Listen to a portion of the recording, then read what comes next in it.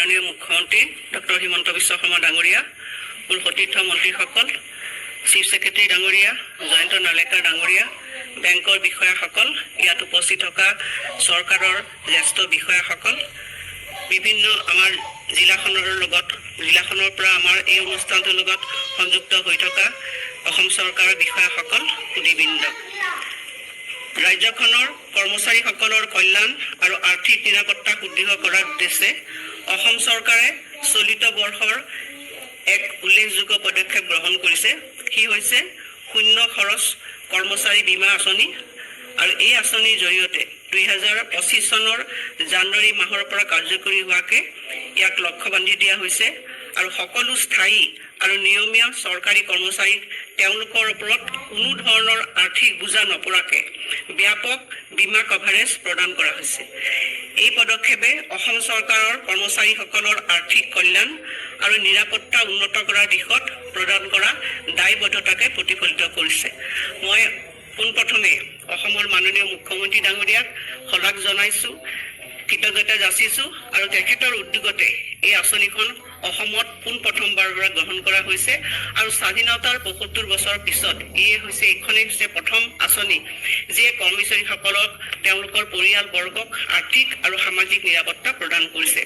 ভাৰতীয় state bank, union bank of India, Punjab national bank, axis bank আৰু Indian বেংকৰ লেখীয়া 5টা প্ৰখ্যাত বেংকৰ সৈতে কৰা আনুষ্ঠানিক চুক্তিৰ জৰিয়তে এই আঁচনিখন কাৰ্যকৰী কৰা হৈছে। মই বেংকৰ এই অনুষ্ঠানকো ইয়াৰ লগতে মই তেওঁলোককো মোৰ কৃতজ্ঞতা জ্ঞাপন কৰিছোঁ।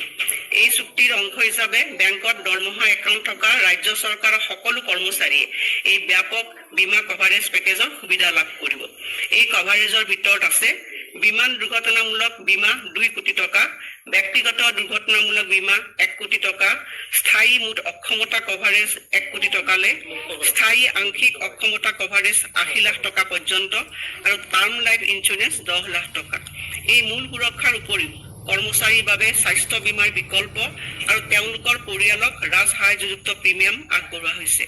এই সুবিধাসমূহ লাভ কৰিবলৈ কৰ্মচাৰীসকলে এটা সহজ এপ্লিকেশ্যনৰ সৈতে তেওঁলোকৰ সংশ্লিষ্ট শাখাত বৰ্তমানে চলি থকা ছেভিংছ একাউণ্টটো চেলাৰী পেকেজ একাউণ্টলৈ ৰূপান্তৰ কৰিব লাগিব। এই পদক্ষেপৰ সফলতা বিভাগসমূহৰ মাজত সমন্বিত প্ৰচেষ্টাৰ ওপৰত নিৰ্ভৰশীল। DDO আৰু কোষাগাৰ বিষয়াসকলে একাউণ্টৰ ৰূপান্তৰ আৰু দাবী প্ৰক্ৰিয়াৰ ক্ষেত্ৰ পৰ্যায়ৰ কৰ্মচাৰীসকলক সহায় কৰাত গুৰুত্বপূৰ্ণ ভূমিকা লৈ আছে। এই আঁচনিৰ অধীনত ইতিমধ্যে 4 লাখৰো অধিক কৰ্মচাৰীয়ে নামভৰ্তি কৰিছে। আৰু দ্বিতীয় পৰ্যায়ত শূন্যবয় দুৰ্ঘটনা আৰু বীমা আঁচনিখন জিৰ' কষ্ট এক্সিডেণ্ট এণ্ড ইঞ্চুৰেঞ্চ আঁচনিৰ সুবিধা ঠিকাভিত্তিক আৰু ৰাজহুৱা খণ্ডৰ প্ৰতিষ্ঠানৰ কৰ্মচাৰীসকললৈকো সম্প্ৰসাৰিত হ'ব, যিটো প্ৰতিশ্ৰুতি আমি এই বছৰ বাজেটত আমি দিছিলোঁ। কৰ্মচাৰীসকলৰ সুৰক্ষা আৰু তেওঁলোকক আগবঢ়াই লৈ যোৱাৰ প্ৰধান লক্ষ্যৰে অসমৰ মুখ্যমন্ত্ৰী ডাঙৰীয়াই যোৱা সময়ছোৱা কাম কৰি আহিছে। আশা কৰিছোঁ যে এই আঁচনিখনে অসমৰ লাখ লাখ কৰ্মচাৰী আৰু তেওঁলোকৰ পৰিয়ালক আৰ্থিক আৰু সামাজিক নিৰাপত্তা প্ৰদান কৰিব। এই দুআষাৰকৈ মই পুনৰবাৰ সকলো